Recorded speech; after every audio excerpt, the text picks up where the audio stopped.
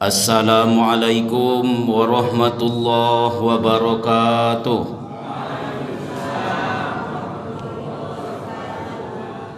Alhamdulillahi rabbil alamin.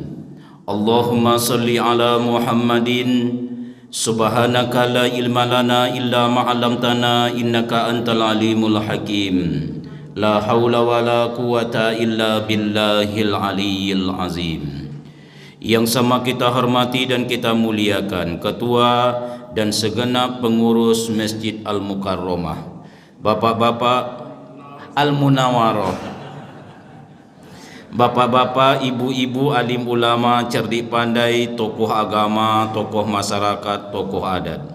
Yang jelas kecil si rama-rama, besar si jalar-jalar, kecil tak disebutkan nama, besar tak dipanggilkan gelar. Mudah-mudahan seluruh kita yang berhadir di rumah Allah ini dimuliakan oleh Allah Subhanahu wa taala.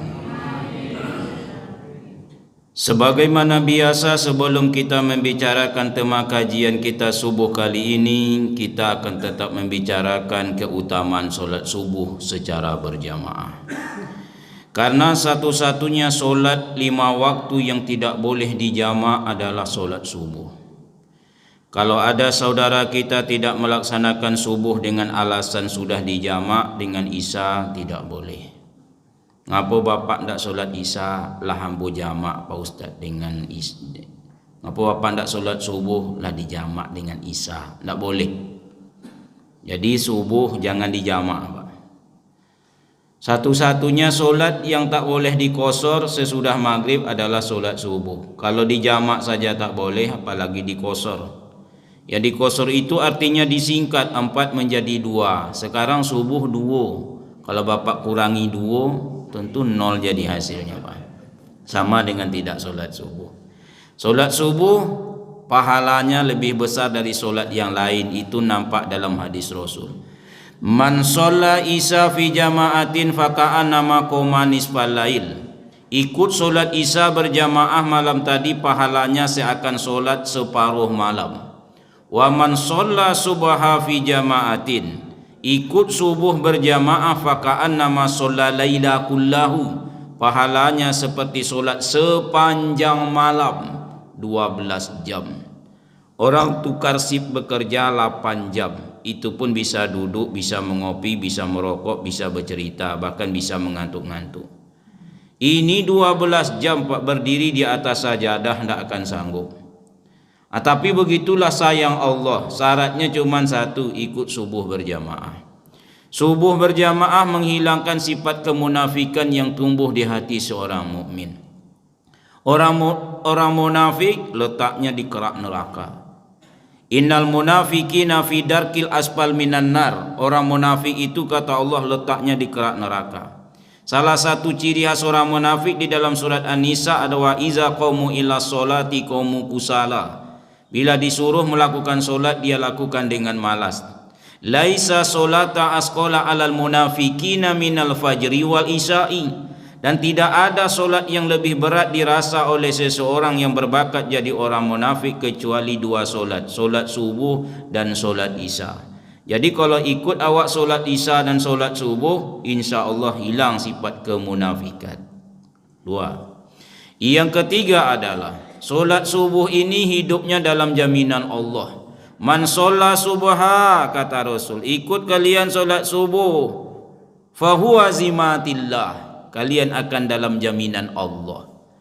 Jadi kalau awak tengok umur kita ini, umur saya masuk 54. Kalau seandainya ditambah Allah 20 tahun, 74. Umpama ini.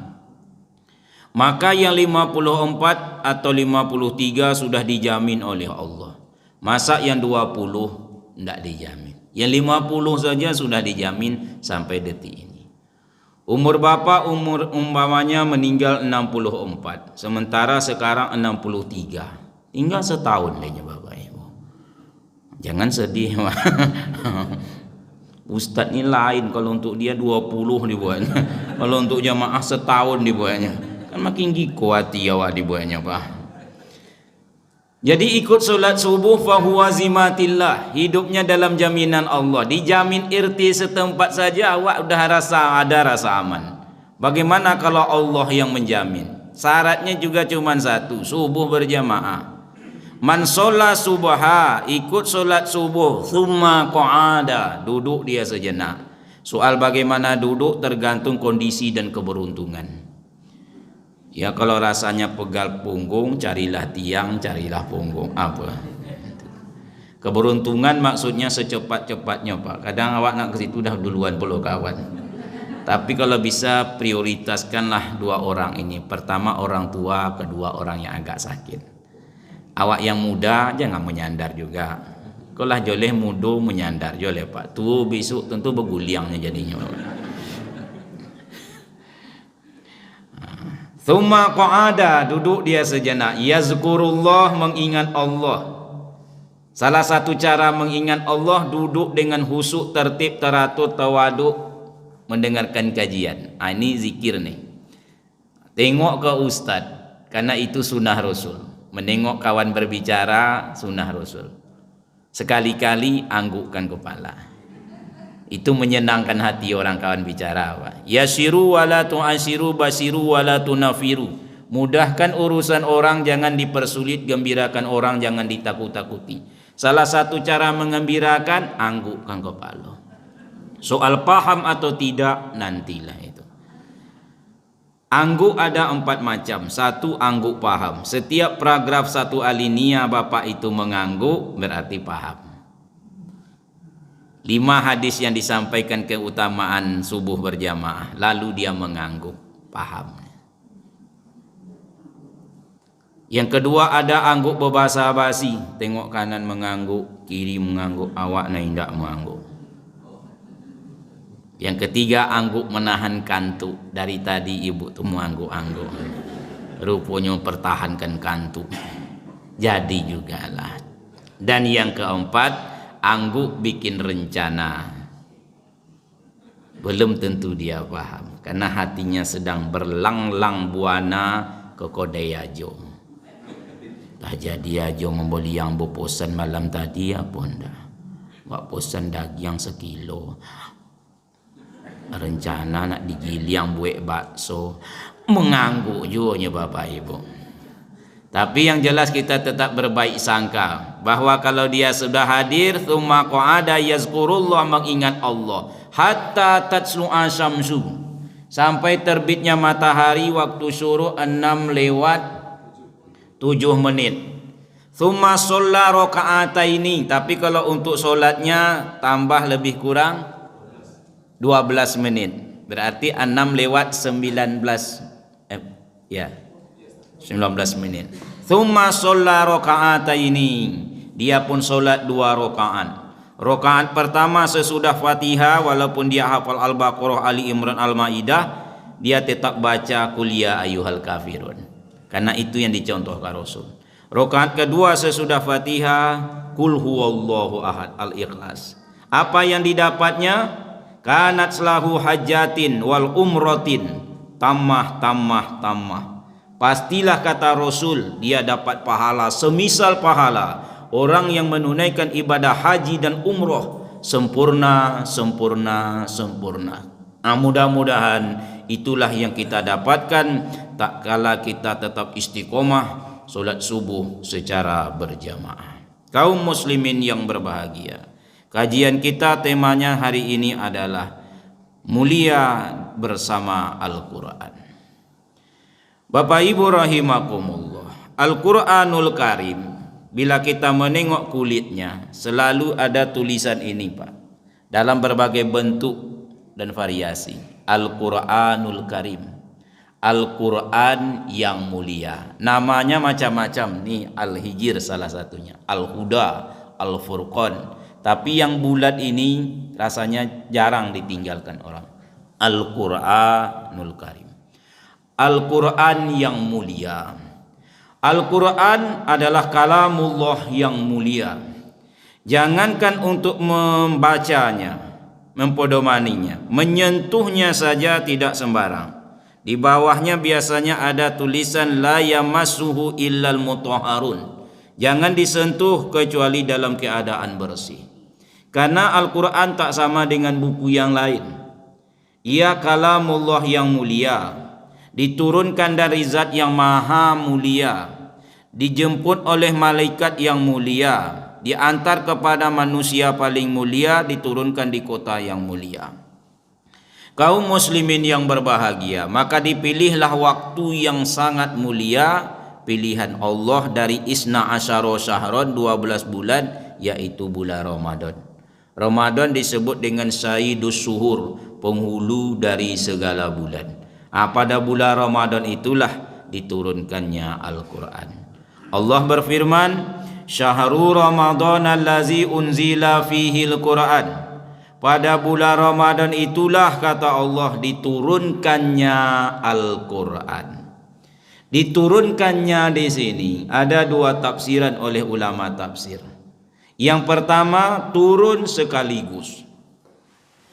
Dari surat pertama Al-Fatihah sampai surat terakhir surat An-Nas, jumlahnya 114 surat. Turun di situ, turun sekaligus. Inna anzalnahu, di situ Al-Quran, fi lailatul qadar.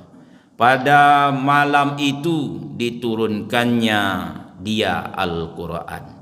Oleh ulama, turun di situ sekaligus. Dari Lauhil Mahfuz ke Baitul Izzah.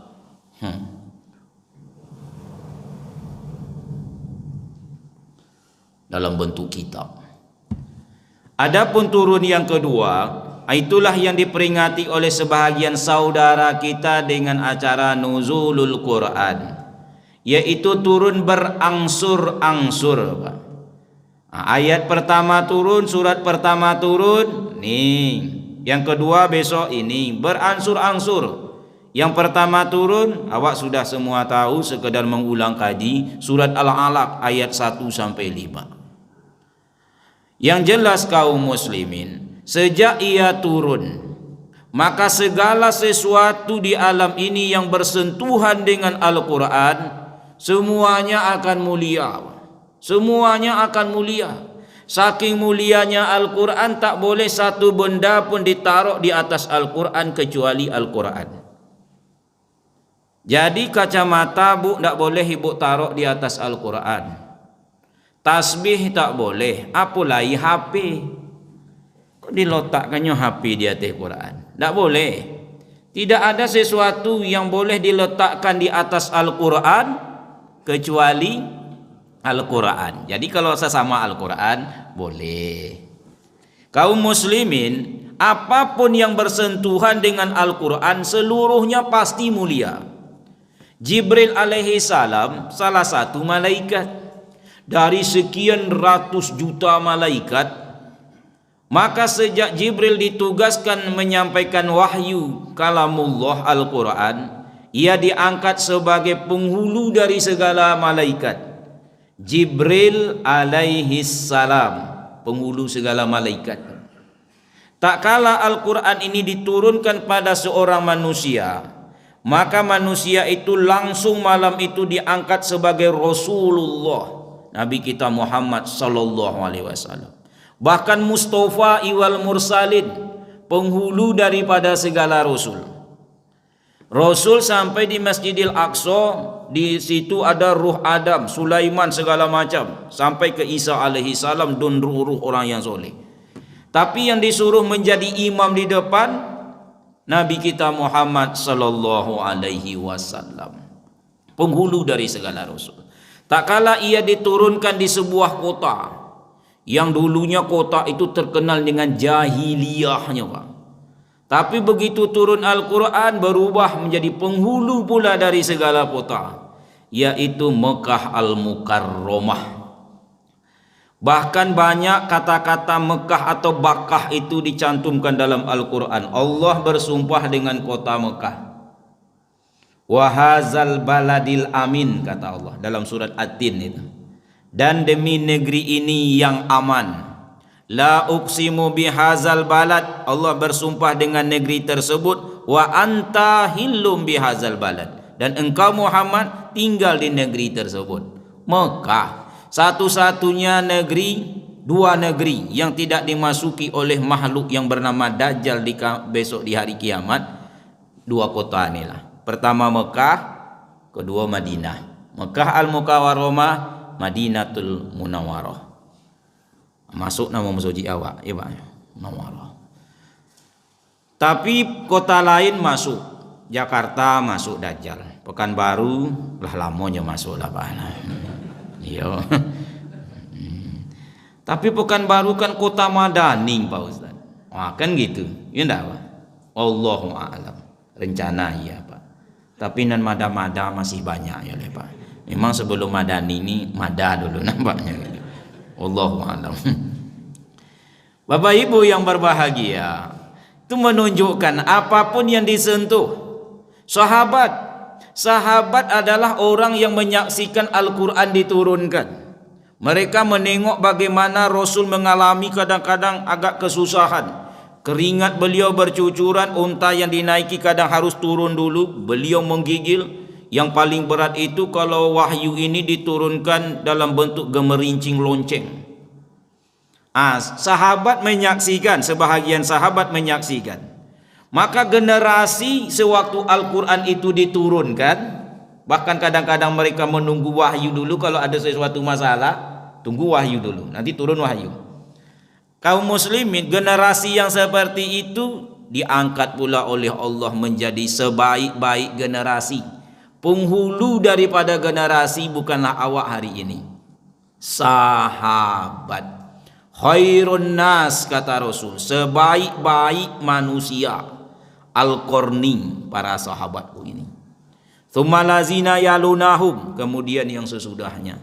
Tsumalazina yalunahum, sesudahnya. Jadi 3 generasi, sahabat, tabi'in, tabi'in. Hadis sahih riwayat Al-Bukhari. Nah, itu menunjukkan apapun yang disentuh, termasuk malam. Itulah awak sebut dengan malam Lailatul Qadar itu Pak. Kenapa malam Lailatul Qadar itu mulia? Inna anzalnahu, karena dia diturunkannya Al-Quran fi Lailatul Qadar. Bukan lebih baik dari 1000 malam, tapi Allah bandingkan dengan bulan, 1000 bulan. Masih ada kesempatan beberapa malam lagi. Ini orang-orang yang sudah masuk seleksi betul nih Pak. Orang-orang lah finish betul kok Pak. Bertahan lah Pak. Ini kantuk makin kuat nih, porik makin borek.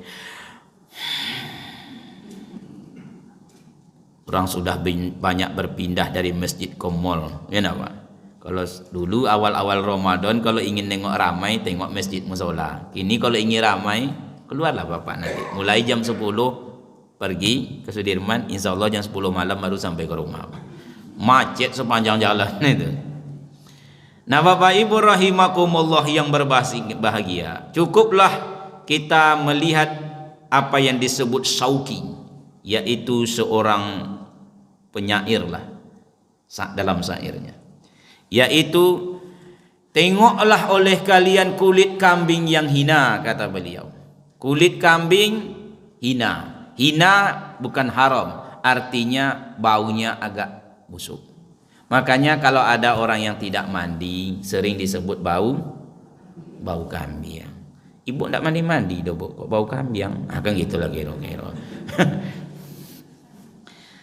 Tapi tak kalah kulit kambing yang namanya busuk tersebut berkawan dengan mushaf Al-Quran menjadi kulit mushaf Al-Quran setelah disamak dan dibersihkan, maka tak sama dengan kulit kambing yang lain. Ia tak disebut lagi bau kambing, malah dia kadang dicium bukti sayang kepada Al-Quran, atau digendong diletakkan di sini. Tidak ada lagi perasaan jijik. Padahal tadi jangankan memegang kulit kambing, orang yang tak mandi wak sebut bau kambing, diletakkan di tempat yang tinggi. Kenapa demikian? Kulit kambing berkawan dengan Al-Quran dapat kemuliaan. Tapi saudara kulit kambing yang lain yang berkawan dengan kayu-kayu seperti dengan beduk, maka setiap subuhnya dipukul orang.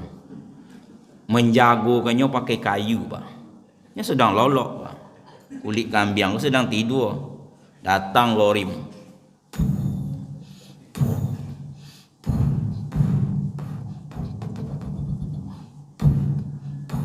Coba awak kalau dipukul, bongkak awaknya, Pak.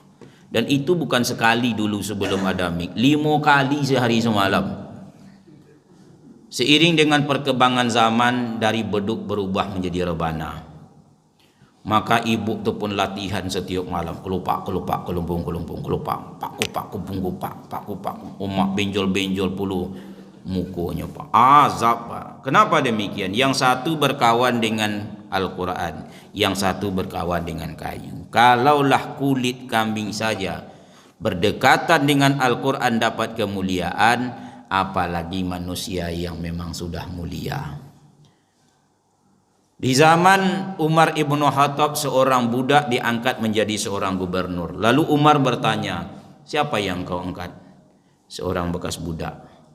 Kenapa? Tidak ada yang lebih paham di kota Madinah itu tentang Al-Quran kecuali dia. Betullah, kata Umar, bahwa sesungguhnya Al-Quran mampu mengangkat derajat seorang budak menjadi seorang raja. Meninggal sahabat, keduanya harus dimasukkan dalam lubang yang sama. Kata Rasul, dulu kan yang paham dengan Al-Quran. Itu menunjukkan kepada kita bahwa Al-Quran ini perkara yang sangat mulia. Begitu pula dengan orang yang mendekatinya. Wajarlah sekali lagi Al-Quranul Karim. Bapak Ibu, lalu bagaimana usaha awak supaya dapat kemuliaan? Tidaklah payah, sangatlah sederhana, dan insya Allah mampu kita mengamalkannya. Yang pertama adalah meyakini dan mempercayai bahwa Al-Quran ini kalamullah, buatan Allah, perkataan Allah, firman Allah. Tak satu pun manusia yang bisa membuatnya. Sebagaimana orientalis mengatakan ini adalah Muhammadism, perbuatan Nabi Muhammad. Rasul tidak bisa membuat kalamullah ini. Rasul cuma menyampaikan. Kata Allah, Muhammad, fazakir innama anta muzakir. Sampaikan, tugasmu cuma menyampaikan. Yang membuat ini mutlak Allah Subhanahu wa taala. Jadi yang dibuat oleh Allah tidak bisa dibuat oleh manusia. Air dibuat oleh Allah. Tidak ada manusia bisa buat air, Pak. Memodifikasi air putih menjadi merah bisa. Ya enggak? Menjadi hijau bisa, menjadi kopi susu, menjadi kopi, menjadi teh bisa. Tapi membuat asli zat airnya tidak bisa. Itu mutlak perbuatan Allah. Wa in kuntum fi raibim mimma nazzalna ala abdina, kata Allah, fa'tu bi suratin min mislih wad'u syuhada'akum min dunillahi in kuntum shadiqin. Kalau kau betul orang-orang yang benar, kata Allah, cobalah datangkan kepada kami, tidak usah satu Al-Quran, satu surat saja. Kalau kau tak bisa, wad'u syuhada'akum, minta tolong kepada yang ahli, mak dibuatkan satu surat. Kalau kau orang yang betul, kata Allah, fa illam taf'alu wa lan taf'alun, kujamin, kata Allah, kalian tidak akan bisa. Bapak Ibu, zaman dahulu setelah Rasul meninggal, ada orang mengaku menerima wahyu, namanya Musailamah Al-Kazzab. Dibuatnya lah firman Allah itu, bahwa dia sudah menerima firman Allah. Disuruh dibacanya lah, wahai kata, katanya, engkau anak dari 2 kata. Apalah hasilnya itu, Pak? Sebahagian kepalamu di atas darat, bagian bawahmu di dalam air. Tersenyum tertawa-tawa para penyair Arab mengejeknya, Pak. Buruk kata-katanya, tak jelas isinya. Iya enggak? Tapi kalau Allah, coba tengok, satu ayat selesai kisah, dan kisah ini dicantumkan orang dalam berbagai buku-buku yang tebal. Satu ayat menceritakan Isra Mi'raj, satu ayat tentang Isra. Subhanallazi asra bi 'abdihi lailan minal masjidil haram ilal masjidil aqsa allazi barakna haulahu linuriyahu min ayatina innahu huwas samiul alim innahu huwas samiul basir. Apapun yang awak ajukan tentang pertanyaan sebuah perjalanan, terjawab hanya dalam 1 baris setengah. Orang bertanya, dari mana Isra Mi'raj itu? Masjidil Haram ke Masjidil Aqsa. Iya enggak, Pak? Siapa yang melakukannya? Seorang hambaku, Muhammad. Kapan terjadinya? Pada malam hari. Itu di ayat itu juga tuh Pak dijawab. Pada malam hari. Dari mana? Masjidil Haram ke Mekah, Masjidil Aqsa di Palestina. Untuk apa? Linuriyahu min ayatina. Untuk kami tengokkan sebahagian besar tanda kekuasaan kami. Enggak mungkinlah Allah tutup. Innallah Sami'ul Basir. Allah itu maha mendengar, lihat, maha mendengar, lagi maha menyaksikan. Hanya satu baris. Awak cerita saja dari rumah menuju masjid bisa 5 halaman dibuatnya Pak. Iya enggak Pak? Sementara Allah cuma satu baris, Pak. Menunjukkan ini mutlak buatan Allah. Dan seorang mukmin yakin. Wallazina yu'minuna bil ghaib wallazina yu'minuna bima unzila ilaika. Tanda orang beruntung itu kata Allah Muhammad, yaitu orang yang percaya dengan apa yang diturunkan kepada engkau. Wa ma unzila min qablika, dan apa yang diturunkan sebelum engkau. Bapak Ibu yang berbahagia, ujung ayat itu mengatakan wa ulaika humul muflihun. Itulah dia orang-orang yang beruntung. Bahkan salah satu rukun iman baru sempurna kalau ada iman kepada kitab-kitab Allah. Harus yakin awak ini, tidak ada perkataan yang lebih benar walaupun banyak sumber-sumber kebenaran yang lebih benar kecuali Al-Qur'an. Makanya ulama menjelaskan bila sebuah kebenaran berdadu dengan Al-Quran, kebenaran lain itu harus mundur tuh Pak. Dalil akal nih kalau sudah ada dalil naklinya harus mundur. Mengapa demikian? Karena kebenaran Al-Quran sudah terbukti, sudah teruji. Cobalah tanya masalah kehidupan ini. Banyak hartawan, gimana menyikapinya Pak Ustadz? Baca Al-Quran ada. Mathalul lazina yunfikuna amwalahum fi sabilillah kamasalin habbah anbatat sab'a sanabila. Saya dapat musibah Pak Ustadz, wabasiri sobirin. Saya sedang berusaha, fatawakkal Allah. Semuanya sudah dijawabnya Pak.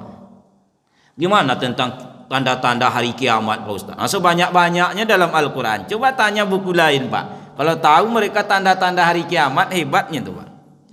Tapi dalam Al-Quran sudah disebut itu tanda-tanda hari kiamat ini. Jadi kalau awak sudah mati gimana Pak Ustadz? Di dalam Al-Quran ada, awak akan dimasukkan dalam kubur. Sesudah itu awak digiring di padang mahsyar. Kemudian awak akan menerima kitab. Sesudah itu menempuh siratal mustaqim. Lalu kemana awak lagi? Cobalah tanyakan kepada profesor, kok bisa dia menjawab tuh Pak? Tak bisa. Sesudah itu awak akan dimasukkan ke dalam neraka atau dimasukkan ke dalam surga. Datu kholidina fiha abada. Disitulah awak untuk selama-lama-lama-lamanya. Tidak selamanya dapat selama-lama-lama-lama-lamanya. Banyak lamanya. Selesai Bapak Ibu. Kejadian-kejadian alam tanyalah di dalam Al-Quran. Seorang profesor doktor luar negeri sana, dia pun berlayar ke arah padang pasir sana, ke timur tengah. Dia temukan pertemuan dua laut. Laut ini dengan laut ini, tapi taklah saling bercampur baur, tetap di jalur masing-masing. Di mana teori ini? Dibukanya dalam Al-Quran surat Ar-Rahman. Rupanya kejadian alam yang nyata ini ada dalam Al-Quran. Berarti ada yang ngatur laut ini. Allah Subhanahu wa Ta'ala masuk ke dalam Islam. Nah Bapak Ibu yang berbahagia, maka wajarlah bahwa ayat yang selanjutnya itu sesudah zalikal kitabul la raiba fihi hudal lil muttaqin tersebut, tidak usah ragu tentang apa yang disampaikan Al-Quran dan tidak ada perkara yang meragukan di dalamnya. Jadi awak mudah-mudahan termasuk orang yang yakin. Wallazina kafaru wa kazzabu bi ayatina. Kata Allah, bila engkau tidak percaya dan tidak yakin dengan kebenaran Al-Quran, ulaika ashabun nar hum fiha khalidun. Kau akan dilemparkan ke dalam neraka, kekallah di dalamnya. Banyak umat-umat terdahulu Bapak Ibu, diterimanya wahyu dari Allah, lalu disampaikannya kepada umatnya tak percaya, seperti umat Nabi Nuh.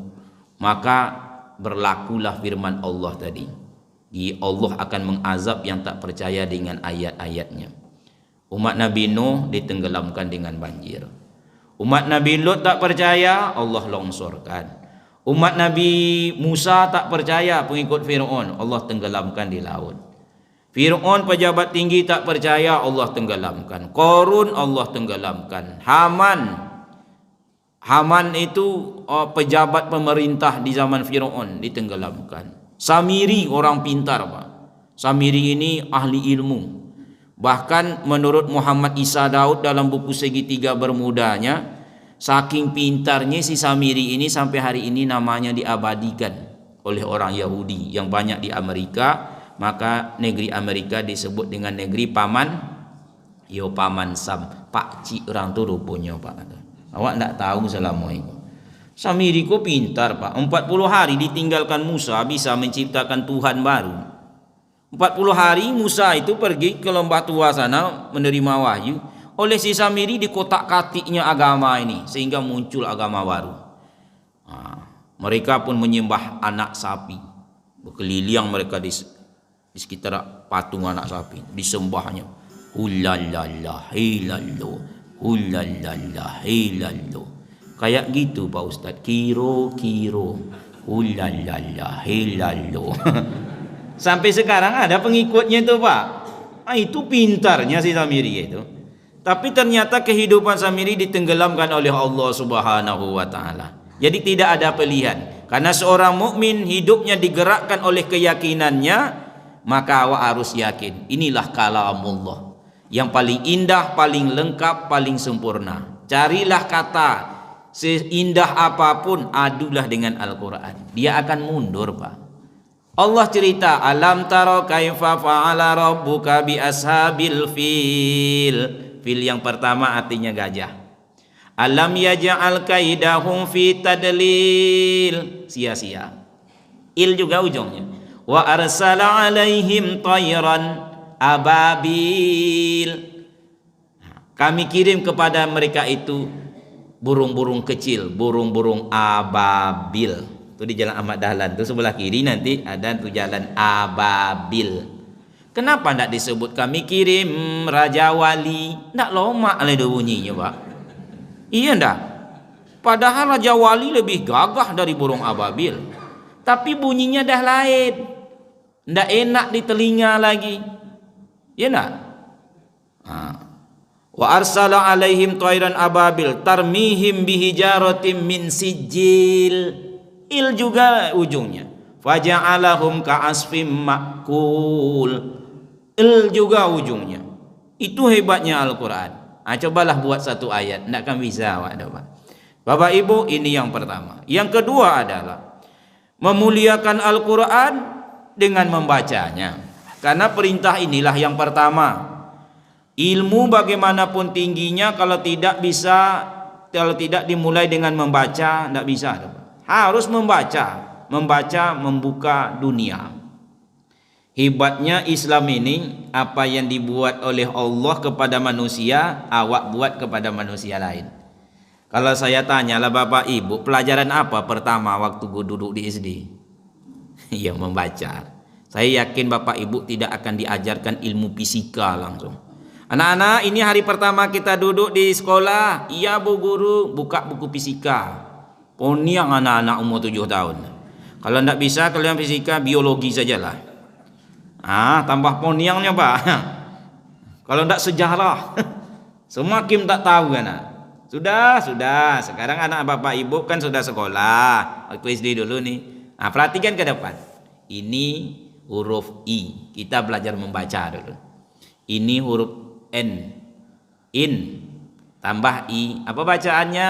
Ini. Ulangi. Ini. Jadi kalau guru dulu Pak, kelas 1 itu gurunya terdonga suaranya di kelas 6 Pak. Iya enggak Pak? Saya paling berutang lah di guru-guru yang kelas 1 SD.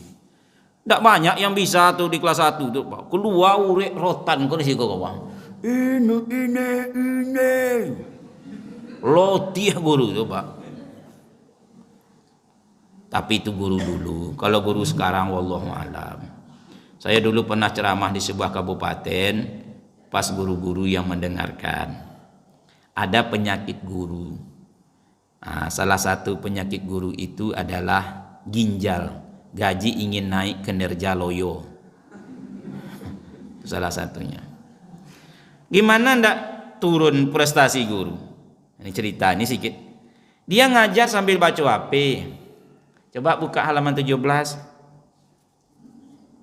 Sudah selesai Bu, ulangi lagi.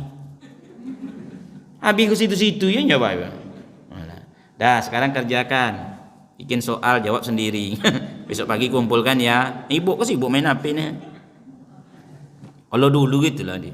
Ini beh ubu deh idi budi. Ini budi dokek 20 kali.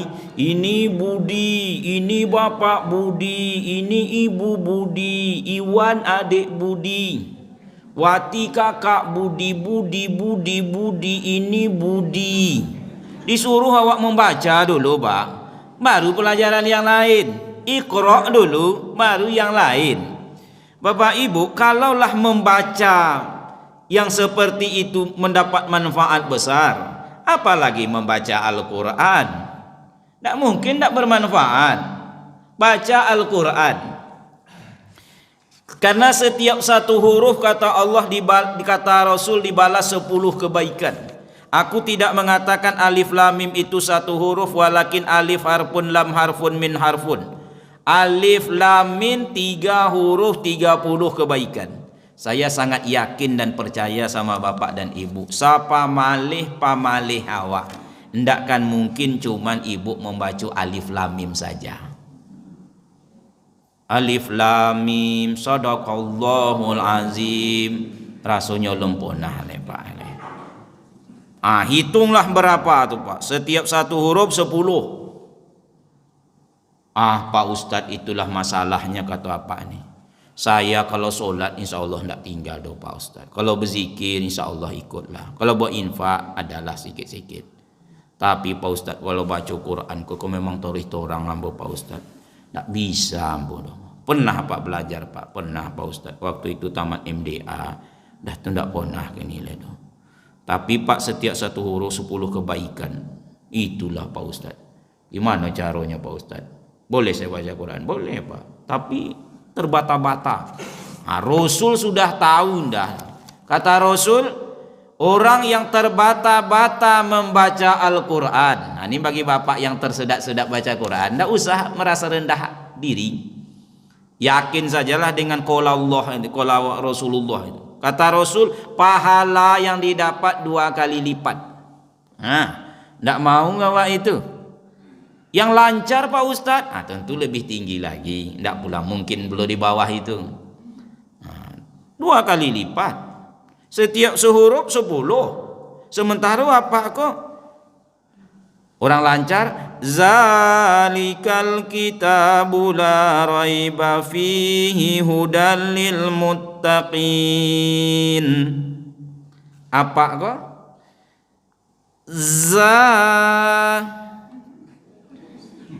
Sekali. Dua. Ulang cieknya. Za 3 li ciek. Zalika zalah sampai li 2 ka ciek. Zalikal zalah 5 li lah 3 kalah 2. Kali 10 lah berapa? Apa begitu? Kalau seperti itulah awak memahaminya, tentu lemaklah awak mendramatisasinya. Tidak kan payah doh. Za li za li lika. Tak terhitung malaikat nanti itu doh Pak. Ya bukan seperti itu ya enggak Pak. Mayuridillahu bihi khairan yufaqihu fiddin. Siapa yang diinginkan Allah dapat kebaikan, Allah pahamkan ia tentang agama. Memahaminya tak seperti itu. Kalau seperti itu kan bunyi. Yang dijanjikan Rasul bunyi atau huruf? Huruf. 10 kali dia sebut za. Hurufnya cuma 1 huruf za. 10 cuma dapat. Kecuali kalau disebut bunyi. Tentu kalau soal bunyi mengulang-ulang, yang paling hebat tentu DJ Pak. DJ Bapak tahu Pak? Itu yang tukang ulang-ulang lagu yang tak punya kunjung selesai sampai subuh itu. Wei tu wei tu sungguh lah, wei lu tu wei tu kan gitu katanya. Nggak pakai sampai-sampai ke ujung lagu gitu. Kalau lagu Meggy Z itu, saya ambil lagu almarhum Meggy Z karena bapak ibu seumur dengan Meggy Z. Nah, cuma beliau sudah meninggal. Ya kira-kira 60-an ke atas lah umur beliau. Meggy Z, almarhum Arapik. Yang tua sekarang kan tinggal Roma lagi nya, Pak. Ya enggak, itu generasi bapak. Kalau generasi agak muda sedikit tentu Ayu Ting Ting apa. Ustadz hafal, Pak. Kalau artisku mudah apa menghafalnya, Pak. Tak apa aja enggak tentu, Pak. Itu kalau Meggy Z itu kan daripada sakit hati lebih baik sakit gigi ini biar tak mengapa. Sampai ke ujung. Tapi kalau sudah di tangan DJ tidak sampai subuh baru lagunya nih selesai. Daripada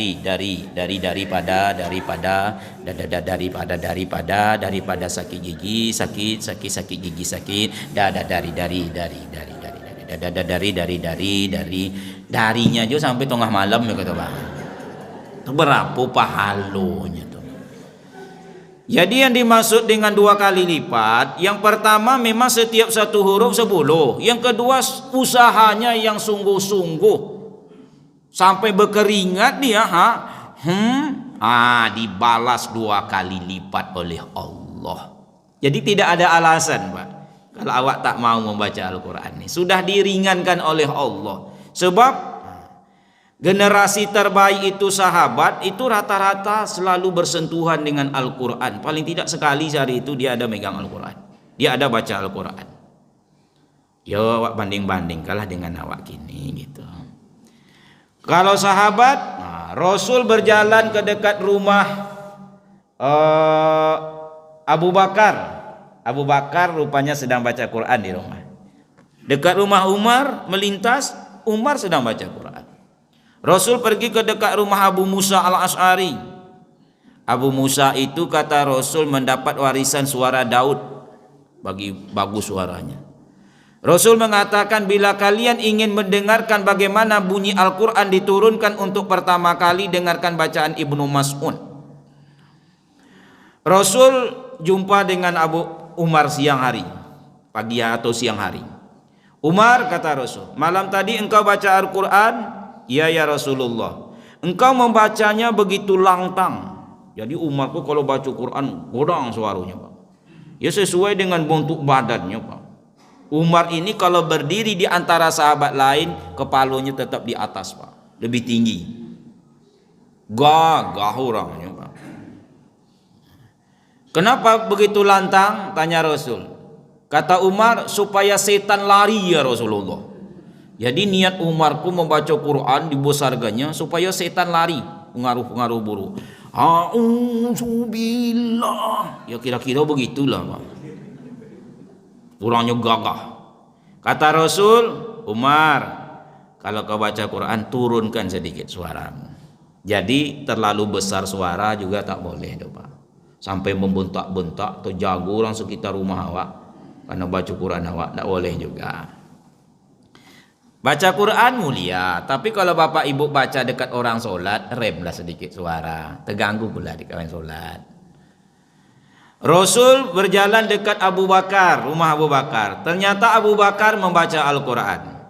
Kata Rasul, Abu Bakar, engkau baca Quran? Iya ya Rasulullah. Suaramu begitu lirih, begitu kecil lembut. Jadi Abu Bakar ini suaranya agak rendah.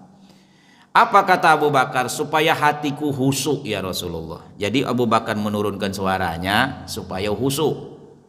Kata Rasul, angkat sedikit suaramu.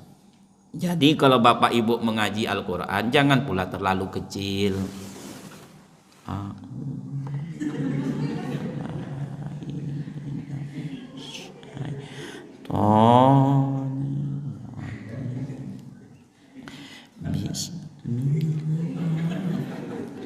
Rasul-rasul nak menggaruinya Pak Rasul. Angkat sedikit. Tapi menunjukkan kepada kita Rasul dan para sahabat punya kebiasaan membaca Al-Quran, pahala berlipat ganda. Orang baca Quran insya Allah hati tenang, jiwa lapang, pikiran damai. Mengapa demikian?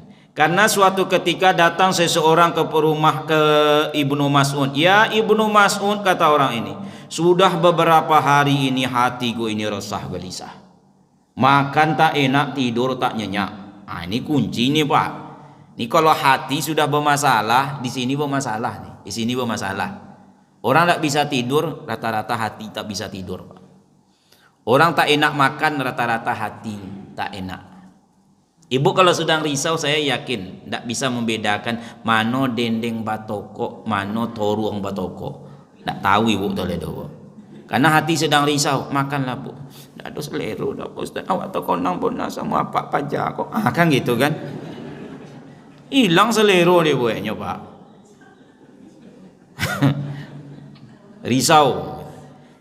Nah, sudah beberapa hari ini hatiku resah gelisah, makan tak enak, tidur tak nyenyak, kata orang tersebut. Apa obatnya? Kata Ibnu Mas'ud, salah satunya dari jawaban Ibnu Mas'ud, salah satunya, kunjungi olehmu tempat orang membaca Quran. Kau baca baik-baik, kata beliau, atau engkau mendengarkan orang membaca Al-Quran. Dengarkan saja baik-baik. Kalau tak bisa, orang itu pun pulang. Diambilnya Al-Quran lalu dibacanya. Besok pagi dia jumpai Ibnu Mas'ud.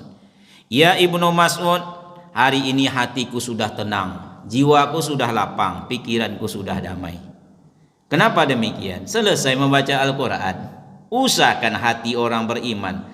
Hati Umar Ibnu Khattab radhiyallahu anhu, belum dia masuk Islam, tapi tangannya menyentuh Al-Quran yang dibaca adiknya Fatimah, langsung dapat hidayah. Baru memegangnya Pak. Bagaimana kalau membacanya? Maka hati orang itu tenang. Kata Ibnu Mas'ud, bila hatimu tidak tenang dengan membaca Al-Quran, ini jaminan ini, maka mintalah kepada Allah hati yang lain. Tukar je lah ya Allah begitu. Karena hati seorang mukmin yang tidak tenang dengan sentuhan Al-Quran bukan hati manusia, tapi hati yang sudah dikuasai oleh syaitan. Itu jaminan kalau baca Quran mendatangkan ketenangan. Bahkan bisa meringankan, memberikan kesehatan. Karena bagaimanapun sehatnya jasmani dipengaruhi oleh sehatnya rohani. Marah itu Bapak Ibu kegiatan rohani, iya enggak Pak? Iya enggak? Marah itu kegiatan rohani itu Pak. Perasaan Pak, tapi mempengaruhi jasmani. Sedang marah ukuah tensi, insya Allah memuncak tensinya tuh Pak. 300. Makanya orang pemarah-pemarah Pak, kalau bisa banyak sikap mengalah. Jangan coba diperturutkan. Bahayo bumi dan data kau beko bakilok sesadonya beko Pak. Bahayo. Mempengaruhi Pak. Bapak Ibu, sahabat berhenti di sebuah kampung. Datang orang kampung minta tolong bahwa kepala sukunya sakit. Entah disengat hewan entah apalah. Siapa di antara kalian yang bisa menolong, mengobati? Pergilah salah seorang, tolongnya lah, dibaconya lah yang bisa dibaca. Alhamdulillah atas izin Allah sehatlah kepala suku ini. Lalu dikasihlah dia hadiah 25 ekor kambing. Kambing ini dibawa ke Madinah, diadukan kepada Rasul. Jadi rujukan mereka itu Allah dan Rasul. Boleh kata Al-Quran dimakan, tidak boleh ditahan, ditinggalkan. Boleh tidak ya Rasulullah nih kami makan? Ini hadiah hasil ngobat orang nih. Kata Rasul, bawa untuk kalian separuh, tinggalkan kepada kami separuh. Boleh, itu maksudnya. Apa yang kau baca? Fatihah ya Rasulullah. Selesai. Dari tadi wak tunggu-tunggu gitu lagi. Fatihah ya Rasulullah. Kata Rasulullah, boleh.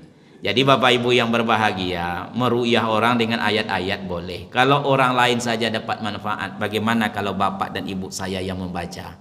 Pastilah akan memberikan kesehatan juga. Banyak manfaat membaca. Yang jelas Bapak Ibu, kita disuruh membaca Al-Quran, mengimani Al-Quran, membaca Al-Quran, mempelajari Al-Quran, mengamalkan Al-Quran, dan berusaha ambil bagian dalam mendakwahkan Al-Quran.